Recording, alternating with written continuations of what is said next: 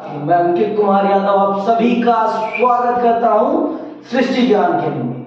चल रहे हैं हम आज अपने अध्याय को आगे बढ़ाने। लास्ट क्लास में मैंने आपको इसका इंट्रोडक्शन दिया था और आज मैं चल रहा हूं आपको इस चैप्टर के बारे में विस्तार से जानकारी प्रदान करने। आज हम समझेंगे कि क्या है सोवियत प्रणाली और मिखाइल गोर्बाचेव की नीतियों का क्या योगदान है सोवियत संघ के विखंडन में। तो इस चीज को बेहतरीन तरीके से समझते हैं और जानते हैं कि अपने समय की जो दूसरी सबसे बड़ी महाशक्ति थी वो कैसे टूटी और किन कारणों से टूटी।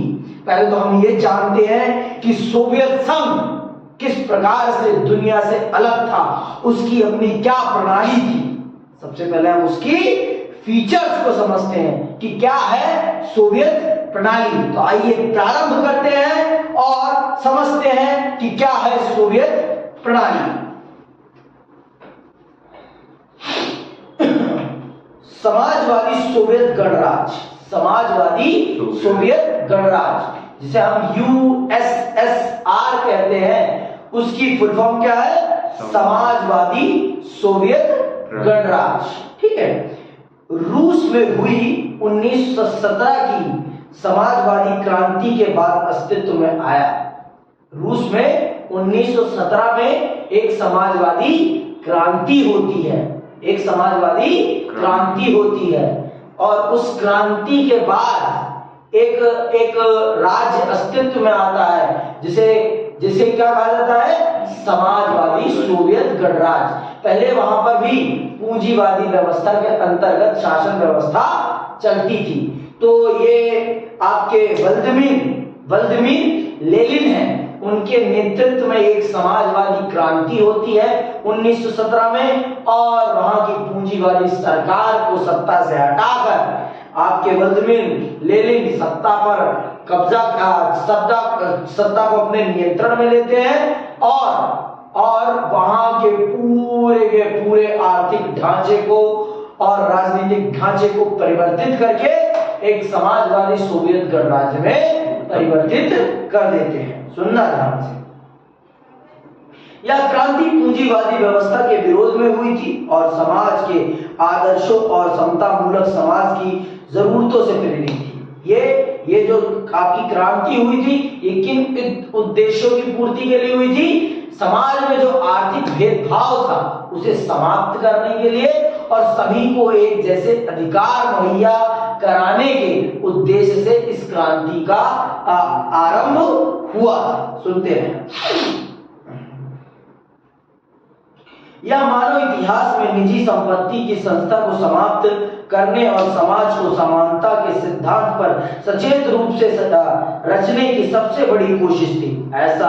ऐसा करने में सोवियत प्रणाली के निर्माताओं ने राज्य और पार्टी की संस्था को प्राथमिक महत्व दिया। सोवियत राजनीतिक प्रणाली की धुरी कम्युनिस्ट पार्टी थी। इसमें किसी अन्य राजनीतिक दल या विपक्ष के लिए जगह नहीं थी। अर्थव्यवस्था योजनाबद्ध और राज्य के नियंत्रण में थी। यहाँ पर जो राजनीति थी वो एक पार्टी के इर्द गिर्द घूमती थी और जो अर्थव्यवस्था थी वो पूर्ण रूप से सुनियोजित थी और उस पर सरकार का संपूर्ण रूप से नियंत्रण था कि क्या खेत में उगाया जाएगा, क्या फैक्ट्री में बनाया जाएगा, ये सब कौन निर्धारित करता था? सरकार निर्धारित करती थी। कि जो किसान फसल उगाएगा वो भी कौन निर्धारित करता था? सरकार निर्धारित करती थी। और फैक्ट्री में उससे क्या बनाया जाएगा वो भी कौन निर्धारित करती थी? सरकार निर्धारित करती थी। और सब कुछ वहां योजनाबद्ध तरीके से किया जाता था। किसी भी काम को करने से पहले उसकी एक रूपरेखा तैयार की जाती थी, फिर उसके उपरांत उस पर काम किया जाता था। समझ में आई बात? तो ये है आपकी सोवियत प्रणाली, ये है आपकी सोवियत प्रणाली। यहाँ पर एक पार्टी सिस्टम, यहाँ पर कोई पक्ष विपक्ष नहीं, एक पार्टी बस, उसके अलावा कोई नहीं। और वो कौन सी पार्टी है? Communist party. कौन सी पार्टी? Communist party. ठीक है। दूसरे विश्व युद्ध के बाद पूरे यूरोप के देश सोवियत संघ के अंकुश में आ गए। जो दूसरा विश्व युद्ध होता है, आपको पता है, दूसरे विश्व युद्ध में आपका यूरोप युद्ध का अखाड़ा बनता है। आपका यूरोप युद्ध का अखाड़ा बनता है और युद्ध के अंत में ये बर्बाद हो चुके होते हैं। आपके यूरोप के देश बर्बाद हो चुके होते हैं। तो पश्चिमी यूरोप तो अमेरिकी नियंत्रण में चला जाता है, परंतु पूर्वी यूरोप पर आपके सोवियत का दबदबा कायम हो जाता है। वो सोवियत के नियंत्रण वाला देश बन जाता है। वो सोवियत के नियंत्रण वाला देश बन जाता है। सोवियत सेना ने इन्हें फांसीवादी ताकतों के चंगुल से मुक्त कराया था। इन सभी देशों की राजनीतिक और सामाजिक व्यवस्था को सोवियत संघ की समाजवादी प्रणाली की तर्ज पर ढाला गया। इन्हें ही समाजवादी खेमे के देश या दूसरी दुनिया कहा जाता है। ये इन सब को जो भी पूर्वी यूरोप के देश सोवियत खेमे में आते हैं, उनको सोवियत अपनी प्रणाली में कन्वर्ट करता है और उन्हें भी एक समाजवादी राष्ट्र बनाता है, समाजवादी गणराज्य बनाता है। और इन्हीं देशों को दूसरी दुनिया के देश कहा जाता है। इन्हीं देशों को दूसरी दुनिया का देश कहा जाता है। पहली दुनिया के देश कौन है? अमेरिका और अमेरिका के खेमे के देश। अमेरिका और अमेरिका के खेमे के देश। समझ में आई बात? इस खेमे का नेता समाजवादी सोवियत गणराज्य था। और इस खेमे का नेता कौन था? इस खेमे का नेता आपका यूएसएसआर था। इस खेमे का नेता कौन था? आपका यूएसएसआर था। समझ में आई बात? आगे सुनो। दूसरे विश्व युद्ध के बाद सोवियत संघ महाशक्ति के रूप में उभरा।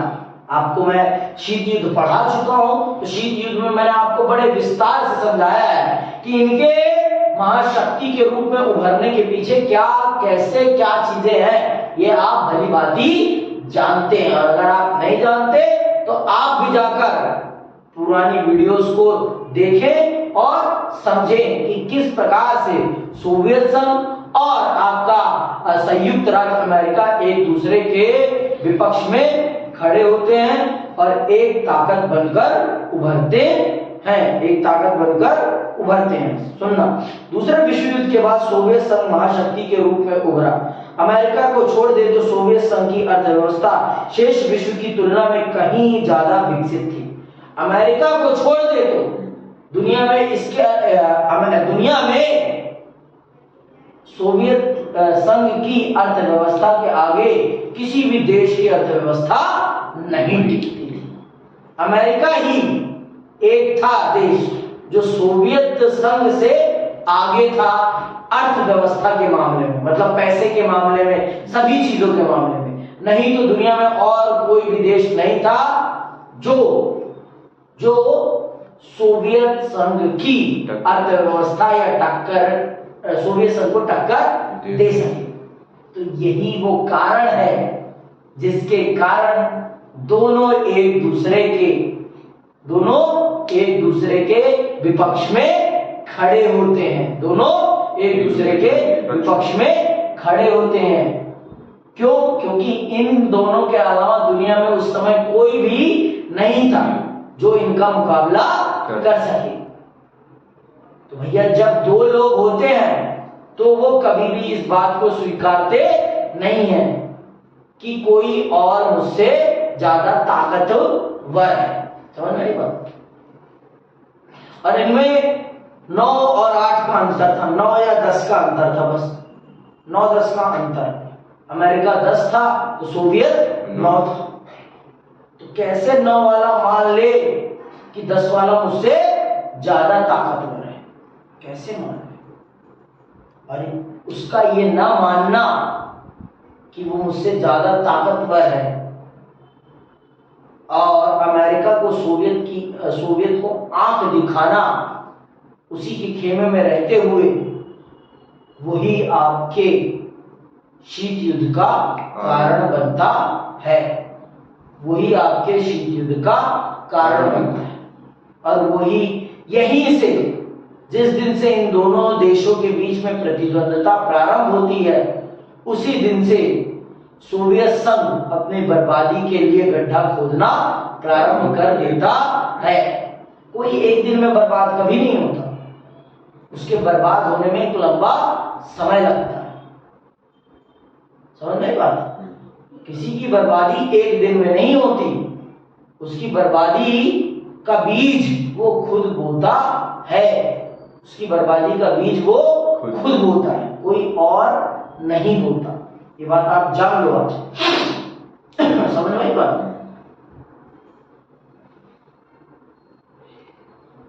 सोवियत संघ की संचार प्रणाली बहुत उन्नत थी।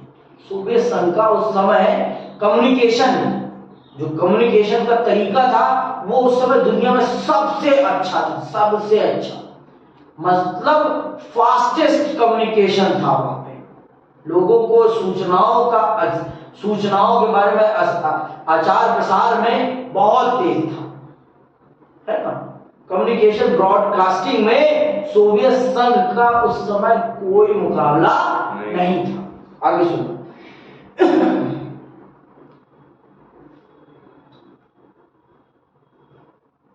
उसके पास विशाल ऊर्जा संसाधन था, जिनमें खनिज तेल, लोहा और इस्पात तथा मशीनरी उत्पाद सम्मिलित हैं। सोवियत संघ के पास हर प्रकार का कच्चा ईंधन, हर प्रकार की कच्चा माल था, हर प्रकार का।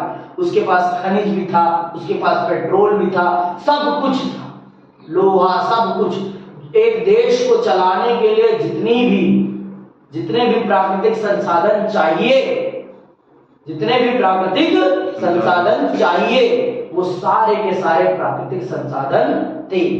सोवियत संघ में सुई से लेकर हवाई जहाज तक बनाए जाते थे, सुई से लेकर हवाई जहाज तक उनको बनाने की उनके अंदर कैपेबिलिटी थी। समझ में आई बात? सुई से लेकर हवाई जहाज तक वो अपने देश में बनाते थे।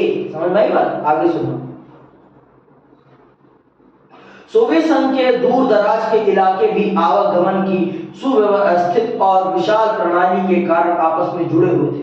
सोवियत संघ बहुत बड़ा था, लेकिन फिर भी यहां से वहां जाने के लिए बहुत बेहतर सड़कें बनाई गई थी, बहुत बेहतर। और जिस देश की सड़कें सबसे बेहतर होती हैं, उस देश के विकास की रफ्तार भी सबसे तेज होती है। सड़कों का एक देश के विकास में सबसे बड़ा योगदान होता है, और जो देश अपने सड़कों पर पैसा लगाता है, वो देश अर्थात अपनी तरक्की पर पैसा लगाता है। आज भारत भी अपनी सड़कों को बेहतर कर रहा है, तो इसका मतलब है कि भारत भी अपनी विकास की रफ्तार को तेज कर रहा है। समझ रहे हो? विकास का अगर आपको सही रूप में मापन करना है, तो उस देश में बनने वाली सड़कों को देखिए आप। सड़कों को अगर सड़कें आपकी एक नंबर उन्नतशील हैं, इसका मतलब है कि आपके विकास की रफ्तार बहुत तेज है। और सोवियत संघ में कुछ ऐसा ही था। सोवियत संघ बहुत बड़ा था, लेकिन उन्होंने अपने पूरे के पूरे देश को सड़कों के माध्यम से, इस कोने को उस कोने से और इस कोने को उस कोने से सड़कों के माध्यम से जुड़ा हुआ था। मतलब वहां पर आवागमन बहुत ही सुलभ था, आवागमन बहुत ही सुलभ था। सोवियत संघ का घरेलू उपभोक्ता उद्योग भी बहुत उन्नत था। मतलब उनके मतलब जो उनका घरेलू उद्योग था, वो बहुत ही उन्नत था। मैंने बताया ना आपको, उनके घर में सुई की पिन से लेकर हवाई जहाज तक बनाया जाता था। पर क्वालिटी उतनी बेहतर नहीं थी, लेकिन बनाई हर चीज जाती थी। और अमेरिका इसी चीज में आगे था कि वहां पर कंपटीशन था, तो कंपटीशन होने के कारण क्या था? क्वालिटी थी। एक ही चीज को दो बंदे बना रहे हैं, तो भैया दो बंदे बनाएंगे, तो अगर उनको मार्केट में टिकना है तो क्या करना पड़ेगा? उनको अपनी क्वालिटी को बेहतर करना पड़ेगा। लेकिन यहाँ पर क्वालिटी के ऊपर काम नहीं किया जाता था। यहाँ पर बनती हर चीज थी लेकिन उसमें गुणवत्ता नहीं होती। क्यों? क्योंकि सारी चीजें कौन बना रही थी? सारी की सारी चीजें सरकार अपने नियंत्रण में रखकर बना रही थी। तो उसके अलावा और कोई बनाने वाला था ही नहीं। तो लोगों के पास मापदंड का कोई तरीका था ही नहीं। आपके पास एक मापदंड का तरीका भी तो होना चाहिए ना। लेकिन आपके पास, जब तक आपके पास कंपटीशन नहीं आता तब तक आप अपनी पूरी पावर का प्रयोग नहीं करते, आप अपनी पूरी कैपेबिलिटी का यूज नहीं करते।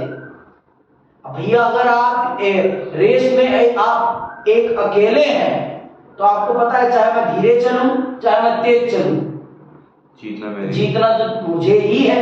तो सोवियत संघ की कंपनियों के साथ कुछ ऐसा ही था। सोवियत संघ की कंपनियों के साथ कुछ ऐसा ही था। इसीलिए सोवियत प्रणाली में चीजें तो सब बन रही थी लेकिन उनमें वो गुणवत्ता नहीं थी जो गुणवत्ता पश्चिम के देशों की वस्तुओं में थी, जो गुणवत्ता पश्चिम के देशों के वस्तुओं में थी। समझ नहीं बात? आगे सुनो।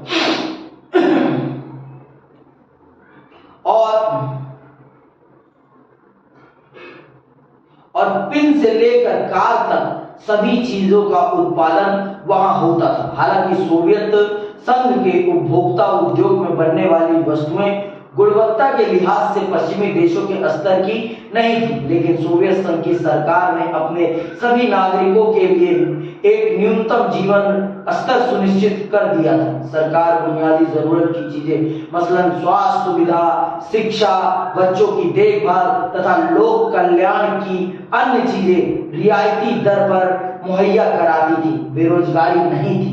मिल्कियत का प्रमुख रूप राज्य का स्वामित्व था तथा भूमि और अन्य उत्पादक संपदाओं पर स्वामित्व होने के अलावा नियंत्रण भी राज्य का ही था। हर चीज सोवियत संघ में कोई भी बेरोजगार नहीं था। मैंने आपको बताया ना, वहां पिन से लेकर कार तक बनती थी लेकिन वो पश्चिम की गुणवत्ता के बराबर नहीं थी। लेकिन वहां हर व्यक्ति रोजगार संपन्न था। वहां हर व्यक्ति रोजगार संपन्न था। हर व्यक्ति को कुछ बेसिक फैसिलिटीज थी, सबको मिली हुई थी। शिक्षा, स्वास्थ्य, बच्चों की देखभाल, खाना पानी सरकार सबको बहुत ही कम कीमत पर उपलब्ध कराती थी। मतलब गरीबी का नामो निशान नहीं था। गरीबी ना के बराबर थी। गरीबी क्या थी? ना के बराबर थी। समझ नहीं पा? गरीबी ना के बराबर थी आपके सोवियत संघ में। समझ नहीं पा? और सभी चीजों पर, चाहे वो फैक्ट्री हो चाहे वो जमीन हो, सब पर किसका नियंत्रण था? सरकार ही सब कुछ निर्धारित करती थी। पहले ही बता दिया मैंने। बहरहाल सोवियत प्रणाली पर नौकरशाही का शिकंजा कसता चला। ये जैसे जैसे नौकरशाही सरकारी अफसरों का शिकंजा कसता चला गया, अब आपको पता है सरकारी नौकरशाही का शिकंजा जैसे जैसे कसता जाता है वैसे वैसे प्रणाली भ्रष्ट होती चली जाती है। और ये भ्रष्टता वो दीमक है जो लकड़ी के अंदर घुसकर लकड़ी को खोखला कर देता है। तो यही चीज सोवियत संघ के साथ भी होती है। ये सोवियत संघ की जो नौकरशाही होती है वो उसी प्रकार का दीमक होती है इस लकड़ी में, जो बाहर से तो लकड़ी बहुत शानदार दिखती है लेकिन अंदर से पूरी खोखली हो चुकी होती है। तो सोवियत प्रणाली की भी नौकरशाही कुछ ऐसा ही करती है। मैंने बताया वहां पर समानता तो थी लेकिन मानव अधिकार नहीं थी। मतलब स्वतंत्रता, अभिव्यक्ति की आजादी नहीं थी। तो अगर कुछ गलत भी होता था तो जनता वहां पर सरकार के खिलाफ कुछ बोल नहीं सकती थी। जनता वहां पर सरकार के खिलाफ कुछ बोल नहीं सकती थी। ये सबसे बड़ी दिक्कत थी। जनता को सरकार के विरुद्ध प्रोटेस्ट करने का कोई अधिकार नहीं था। तो कितनी भी भ्रष्टता हो जाए जनता सरकार के खिलाफ कुछ बोल ही नहीं पाती थी। और यही वो सबसे बड़ा कारण है जो सोवियत संघ को बर्बाद करता है। जनता के विकास का पैसा ये नौकरशाह अपनी अय्याशियों पे खर्च करने लगते हैं। जो देश के विकास पे लगने होते हैं पैसे, वो ये लोग अपनी अय्याशियों पे लगाते हैं। हमारे देश में भी है यही चीज है, हमारे देश में भी तो है। नेताजी अपने जो जनता के विकास में पैसा लगना होता है, नेताजी उसे अपने घर पे लगा देते हैं, अपने लिए सुंदर सुंदर महल बनवा लेते हैं। जब सुंदर सुंदर आप अपने लिए महल बनवाओगे तो जनता के लिए कहां से कुछ होगा। प्रधानमंत्री को भी यहां नया घर चाहिए, मुख्यमंत्री को भी यहां नया घर चाहिए। यहां गरीब का घर टूटा पड़ा है, उसको बनवाने के लिए सरकार के पास पैसे नहीं है, लेकिन प्रधानमंत्री के लिए नया घर और मुख्यमंत्री के लिए पुराने घर को रिनोवेट करने के लिए सरकार के पास फंड अपार मात्रा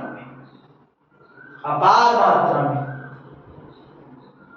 कोई अपने घर पर 200 करोड़ खर्च कर रहा है, कोई अपने घर को रिनोवेट करने के लिए 45 करोड़ खर्च कर रहा है। तो ये है हमारा देश, यही हमारा देश है जो देश को खोखला कर देता है। और जब तक हमारे देश की जनता सुशिक्षित और अपनी सरकार से प्रश्न करने लायक नहीं होती, तब तक देश का कुछ नहीं हो सकता, कुछ नहीं। गरीब को कभी उसका अधिकार नहीं मिलने वाला। सोवियत प्रणाली में भी कुछ ऐसा ही था। सोवियत प्रणाली में भी वो नौकरशाही सबसे ज्यादा करप्ट होती है और वो जनता के अधिकारों का हनन करती है, जनता के विकास के में लगने वाले पैसे का दुरुपयोग करती है अपने निजी फायदे के लिए, और वही कारण बनता है सोवियत संघ के विखंडन। वही कारण बनता है सोवियत संघ के विखंडन का। सुनना ध्यान से। बहरहाल सोवियत प्रणाली पर नौकरशाही का शिकंजा कसता चला गया। यह प्रणाली सत्तावादी होती गई और नागरिकों का जीवन कठिन होता चला गया। लोकतंत्र और अभिव्यक्ति की आजादी नहीं होने के कारण लोग अपनी असहमति अक्सर चुटकुलों और कार्टूनों में व्यक्त करते थे। सोवियत संघ की अधिकांश संस्थाओं में सुधार की जरूरत थी। सोवियत संघ में एक दल यानी कम्युनिस्ट पार्टी का शासन था और इस दल का सभी संस्थाओं पर गहरा अंकुश था। यह दल जनता के प्रति जवाबदेह नहीं था। जिस देश की राजनीति उस देश की जनता के प्रति अगर जवाबदेह नहीं है तो इसका मतलब है उस देश का विकास नहीं हो सकता। उस देश का विकास नहीं हो सकता। हमारे देश में ये भलाई है कि हमारे देश की पार्टियों को 5 साल बाद चुनाव के मैदान में आना पड़ता है और अपने किए हुए कर्म का भुगतान करना पड़ता है। तो थोड़ा सा तो हमारे देश में बेहतर है, लेकिन सोवियत संघ में ऐसा नहीं था। सोवियत संघ में सिर्फ एक पार्टी थी। सोवियत संघ में सिर्फ एक पार्टी थी जो कि पूरे देश को चलाती थी, और वो ही निर्धारित करती थी कि देश में क्या कैसे होगा। और उसमें जो लोग थे वो करप्ट होते गए और पूरा देश उन्होंने बर्बाद कर दिया। समझ में आई बात? आगे सुनो।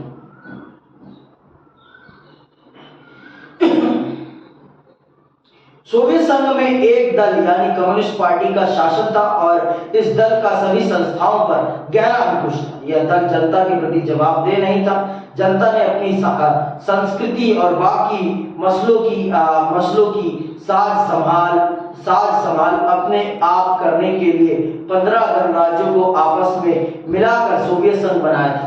सोवियत संघ कितने गणराज्यों का देश है? 15। ठीक है, आपस में मिलाकर सोवियत संघ बनाया था। लेकिन पार्टी ने जनता की इस इच्छा को पहचानने से इनकार कर दिया। हालांकि सोवियत संघ के सोवियत संघ के इनकार कर दिया। हालांकि सोवियत संघ के नक्शे में रूस संघ के 15 गणराज्यों में से एक था। रूस भी इन 15 गणराज्यों में से एक गणराज्य था, लेकिन पूरे के पूरे 15 गणराज्यों में से अगर किसी का सबसे ज्यादा दबदबा था तो वो उस गणराज्य का था, रूस का। भारत भी गणराज्यों का ही देश है ना। भारत कितने गणराज्यों का है? भारत 28 गणराज्यों का देश है। ऐसा तो नहीं है ना कि बिहार की सरकार पंजाब की सरकार को नियंत्रित करती है और पंजाब की सरकार को दिल्ली की सरकार नियंत्रित करती है। नहीं ना, हर राज्य की सरकार अपने आप खुद चलाती है ना। लेकिन यहां पर ऐसा नहीं था। यहां पर ऐसा नहीं था। यहां पर यही तो दिक्कत होती है सबसे बड़ी। यहां पर सबसे बड़ी दिक्कत तो यही होती है कि सारे के सारे सभी गणराज्यों के सभी कामों में सबसे ज्यादा दखल अंदाजी अगर किसी की थी तो वो किसकी थी? सोवियत की थी, रूस की थी। सॉरी, रूस गणराज्य हर व्यक्ति के, हर गणराज्य के मामले को निर्धारित करने में सबसे बड़ी भूमिका निभाता था। वो भी एक गणराज्य, एक राज्य ही था, एक राज्य ही था सोवियत संघ का, लेकिन वो सबसे ताकतवर राज्य था। वो सबसे ताकतवर राज्य था और सभी राज्यों को उसके हिसाब से चलना पड़ता था। और यही वो सबसे बड़ा कारण है जो और सभी गणराज्यों में सोवियत संघ के प्रति नफरत पैदा करता है कि क्या फायदा है हमारा इनके साथ रहने का, जब हमारी इच्छाओं का, हमारी बातों का इन्हें कोई महत्व ही नहीं है। हम कितना भी कुछ कहें इनको सुनना ही नहीं है। हमें हमारी जरूरतों के हिसाब से कुछ मिल ही नहीं रहा। ये जो रूस कहता है वही सबको मिलता है। अब भैया आपकी जरूरत 5 रोटी की है, मुझे तो 5 रोटी चाहिए ही नहीं, तो मुझे क्यों दे रहे हो 5 रोटी? मेरी जरूरत हाईवे है, मेरे को सड़क दे रहे हो आप। जिसकी जैसी जरूरत उसको वैसा मिलेगा, तभी तो उसका विकास होगा ना। लेकिन वहां पर सबको एक के हिसाब से दिया जा रहा था, और वो भी किसके हिसाब से? रूस के हिसाब से। जो रूस कहता वो ही सभी गणराज्यों के साथ होता। और यही सबसे बड़ा कारण है जो सोवियत संघ के विखंडन में का सबसे बड़ा कारण बनता है। सबसे बड़ा कारण यही बनता है सोवियत संघ के विखंडन का। उन गणराज्यों में अपने राष्ट्र के प्रति प्रेम भाव पैदा होने लगता है कि क्या फायदा है रूस के साथ रहने का। हम रूस से अलग सोवियत संघ से अलग होते हैं और अपना गणराज्य बनाते हैं, अपना देश बनाते हैं, अपने देश को अपने तरीके से चलाएंगे। हमें सोवियत संघ के साथ रहने से कुछ फायदा ही नहीं मिल रहा, तो क्या मतलब है सोवियत संघ के साथ रहने का? यही भावना होती है और यही भावना पूरे सोवियत संघ को तोड़ कर देती है। आगे सुनो।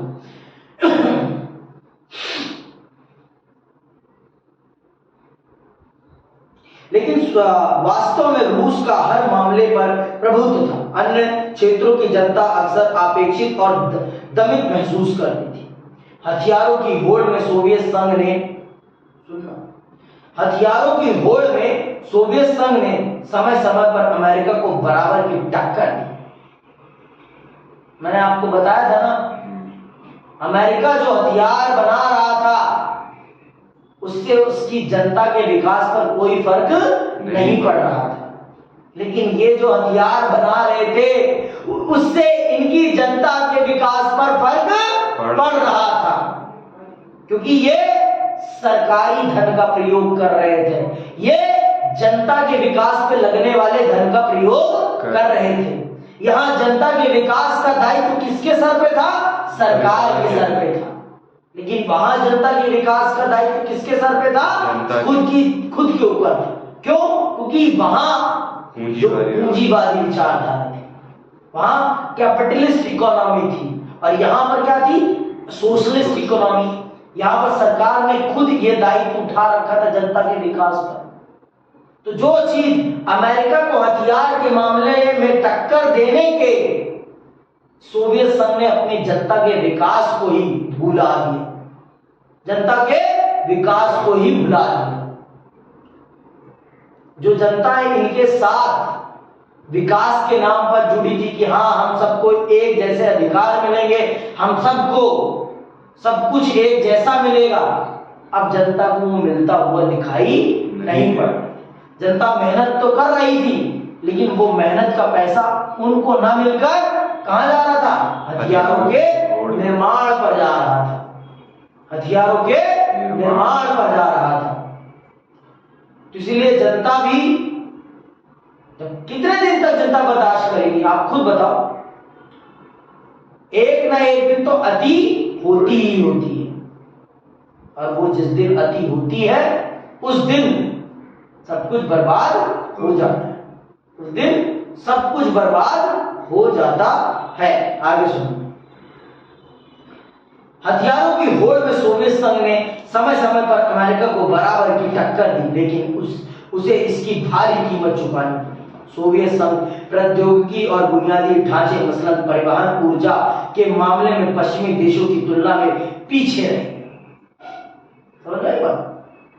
जो देश के विकास पर पैसा लगना था वो हथियारों के निर्माण पे लगता रहा, और देश में जो मूलभूत ढांचा, सड़क, परिवहन, संचार, ऊर्जा, उद्योग जो लगने थे वो लग ही नहीं रहे थे, लोगों को रोजगार मिल ही नहीं रहा था, क्योंकि सारे पैसे तो हथियारों की होड़ में जा रहे हैं। तो जिस कारण से जनता का विकास, जनता की इच्छाएं सब धरी की धरी रह जा रही। तो वही बात है कि जो पैसा उनको अपनी विकास पर, जनता की विकास पर लगाना था वो तो हथियार पे लगा रहे थे। जो सड़क बनाने पे लगाना था वो कहां लग रहा था?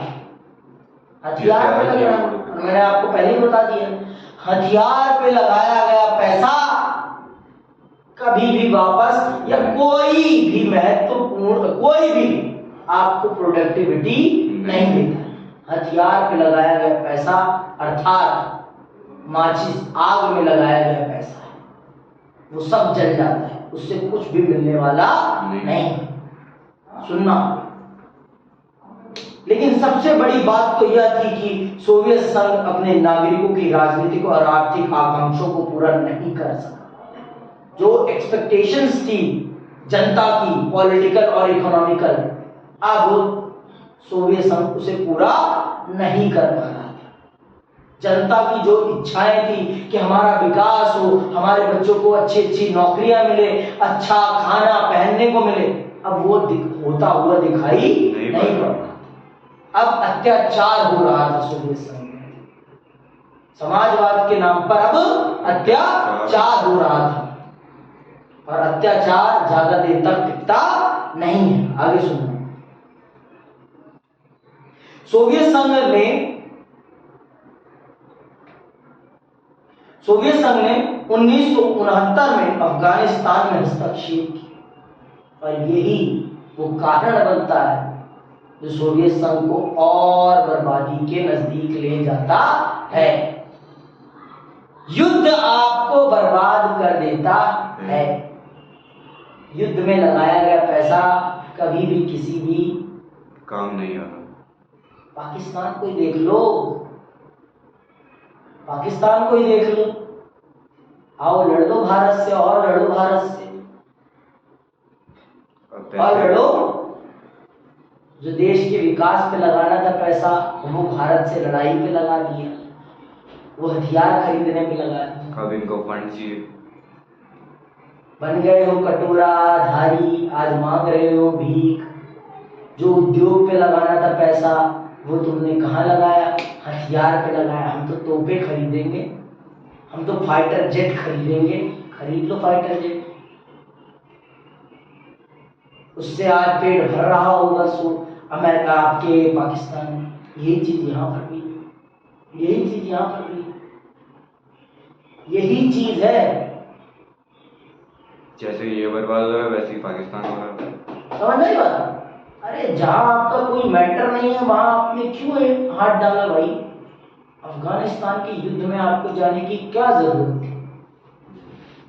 क्या जरूरत थी? आपके पास इतना बड़ा भूक्षेत्र था, आप अफगानिस्तान ना भी मिलता तो आपको क्या हो जाता? लेकिन कहते हैं ना, उड़ता हुआ तीर अपने माथे पे मारना है तो मारना है भाई। सोवियत संघ ने वही उड़ता हुआ तीर अपने माथे पे मार लिया। और अमेरिका ने क्या चाल चली? अमेरिका ने कभी अपने आप को डायरेक्टली इन्वॉल्व नहीं किया। अमेरिका ने यहाँ पर सोवियत संघ को खत्म करने के लिए किसका प्रयोग किया? पाकिस्तान का। पाकिस्तान को यूज किया कि अफगानिस्तान में सोवियत संघ के साथ लड़। ये जो आज आतंकवाद का निर्माण हुआ है ना, ये अफगानिस्तान में सोवियत संघ से लड़ने के लिए ही हुआ था, जो कि बाद में अमेरिका के लिए ही काल बना था। तालिबान, समझ में? तो ये जो तालिबान बना, तालिबान आपका अलकायदा है ना, लश्कर-ए ताइबा, ये सब जो बने, ये अफगानिस्तान, ये सोवियत संघ को हराने के लिए ही बनाए गए थे अमेरिका के द्वारा, पाकिस्तान के माध्यम से। और तभी अमेरिका को मोटा पैसा मिलता था। किससे? अमेरिका से।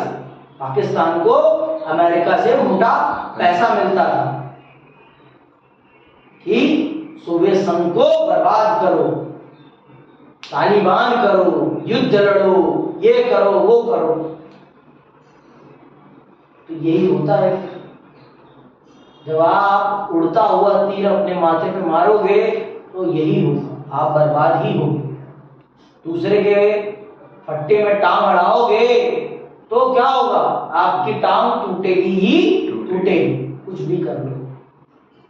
आपकी टांग को टूटना ही है, कुछ भी कर लो। तो इसीलिए कहते हैं दूसरे के फट्टे में टांग मत अड़ाओ, दूसरे के फट्टे में टांग मत अड़ाओ। समझ नहीं बात? अगर दूसरे के फट्टे में टांग अड़ाओगे तो खुद की टांग तोड़ के बैठ जाओगे। आगे सुनिए। इससे सोवियत संघ की व्यवस्था और भी कमजोर हुई। हालांकि सोवियत संघ में लोगों का पारिश्रमिक लगातार बढ़ा, लेकिन उत्पादकता और प्रौद्योगिकी के मामले में वह पश्चिम के देशों से बहुत पीछे छूट गया। इससे हर तरह की उपभोक्ता वस्तु की कीमत कमी हो गई। मतलब वहां पर फैक्ट्रियां अब लग नहीं रही थी, पैसा कहाँ लग रहा था? हथियारों पे लग रहा था, जिस कारण से टेक्नोलॉजी बहुत ही बैकवर्ड हो गई थी। सोवियत संघ की टेक्नोलॉजी बहुत ही बैकवर्ड हो गई थी in compare of western industries के कंपेयर में। आपके सोवियत इंडस्ट्रीज की जो टेक्नोलॉजी थी वो बहुत ही ज्यादा धीमी पड़ गई, बहुत ही ज्यादा बैकवर्ड, मतलब पुरानी हो गई थी, बहुत ही पुरानी। समझ रही बात? जितनी जरूरत थी उतना सामान बन ही नहीं पा रहा था, जितनी जरूरत थी उतना सामान उत्पादित ही नहीं हो पा रहा था। और जो हो भी रहा था वो कैसा था? Quality less. समझ नहीं बात? और यही वो कारण बनता है जो सोवियत संघ को विखंडित कर देता है, आगे सुनिए। लेकिन उत्पादकता और औद्योगिकी के मामले में वह पश्चिम के देशों से बहुत पीछे छूट गया। इससे हर तरह की उपभोक्ता वस्तु की कमी हो गई। खाद्यान्न का आयात साल दर साल बढ़ता गया। मतलब इन्हें भोजन भी